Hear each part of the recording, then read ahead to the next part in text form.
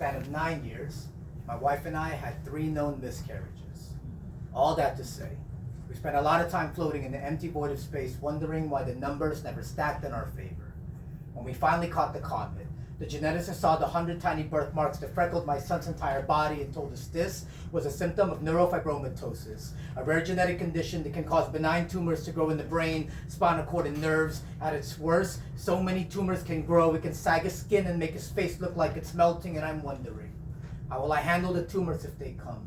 If I can't even stand to look at the birthmarks that are already there, fast forward 4 years. It's his first day of school and he's throwing a tantrum because I'm making him wear a hoodie in this 90-degree weather, but I can't tell him I'm trying to hide the spots. It's just I know too well people's tendency to be cruel, how they like to chop down trees just to make more handles to mount their axe, and I won't let him get whittled down by sharp tongues like that, watching them take from him and turn him into something that he's not until he slowly becomes the weapon that's turning on himself. I know too well that kind of self-hate, and right now I'm just doing my best to control the fate of what's meant to become of my son, so please, just put this hoodie on, because you can't yet see your birthmarks for what they truly are. But just then, while standing there naked, he held up his arms and said, "Daddy, they look like stars." Then pointing to the biggest one on his ribs, he said, "Daddy, this one looks like a spaceship. So forgive me for failing to compose myself when he started making up stories of the spaceship flying through the galaxy that is his body. Have I forgotten how much energy it takes to create a planet? Have I forgotten about the black hole that can suck the life out of an empty womb? Have I forgotten about the space that was left behind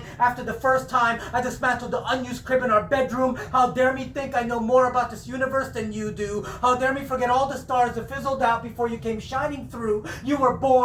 You are here. Riddled with spots is proof you exist. It's why they call them birthmarks to begin with. So how lucky are we that you have more than most, miracle boy? I know one day you might want to eclipse yourself into that hoodie to hide behind the moon as they stare and point. Well, let them stare and point the same way they stare and point at stars in wonder and awe. Remind them they're merely specks of dust in the vastness of your presence. And when the bullies come with a meteor shower of insults aiming to hit you at your core, swing your Milky Way arms to the bridge of their nose so they will always know. So they will always know that you are the big bang your mother and I have been waiting for. You walking constellation. You light-speed traveler. You rocket of hope. I've gone on with this metaphor for too long, I know, but every year there are roughly 130 million babies and 150 billion stars born in the entire known universe. All that to say, no matter how worse your condition becomes, we will always love you until infinity. You are our son, our 1 in 150 billion. Right.